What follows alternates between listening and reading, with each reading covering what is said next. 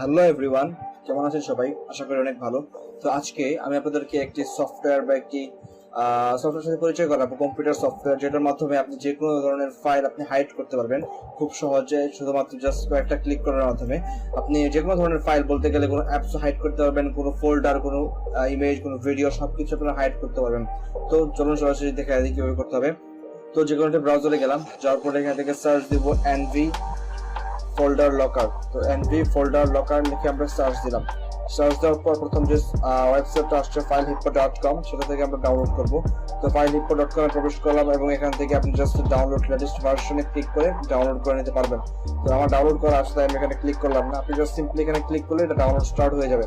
তো ডাউনলোড করার পর আপনারা আপনাদের ডিসপ্লে চলে আসবেন এবং ডাউনলোড বাটনে ক্লিক করে সফটওয়্যারটা এখান থেকে ইনস্টল করে নেবেন। তো আমি সফটওয়্যারটা ইনস্টল করে নিচ্ছি। তো আমি গেলাম এবং সফটওয়্যার ক্লিক করলাম এবং ইনস্টল বাটনে ক্লিক করলাম। এটা ইনস্টল হচ্ছে, কিছুক্ষণ সময় নিতে পারে ইনস্টল হতে, একটু ওয়েট করতে হবে। তো ইনস্টল হয়ে যাওয়ার পর আপনি ওকেতে ক্লিক করবেন এবং আপনার সফটওয়্যারটি সাকসেসফুলি ইনস্টল হয়ে যাবে।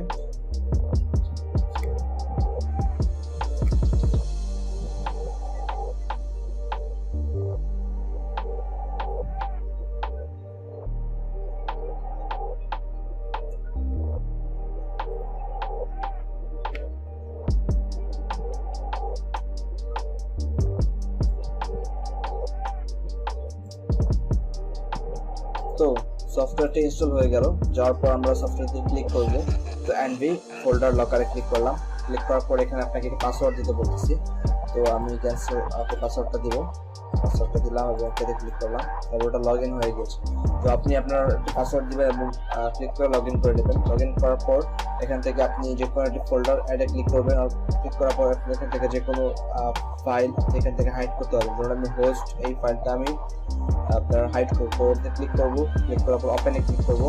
ক্লিক করার পর দেখতে পাচ্ছেন চলে এসেছে document/host.txt।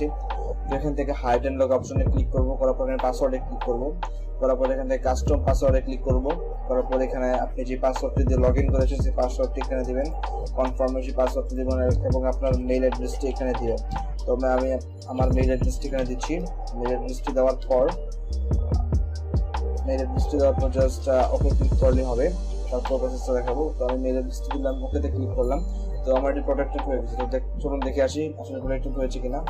তো দিস পিসিতে গেলাম, ডকুমেন্টস এবং এখান থেকে হোস্ট।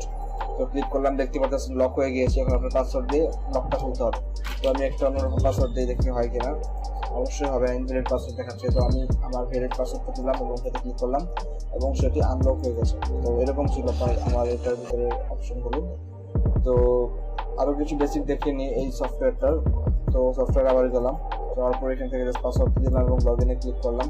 এখান থেকে আপনি সেটিংয়ে যাবেন। সেটিংয়ে যাওয়ার পর এখান থেকে আপনি পাসওয়ার্ডটি কারেন্ট পাসওয়ার্ডটা দিয়ে নিউ পাসওয়ার্ডে চেঞ্জ করতে যাবেন।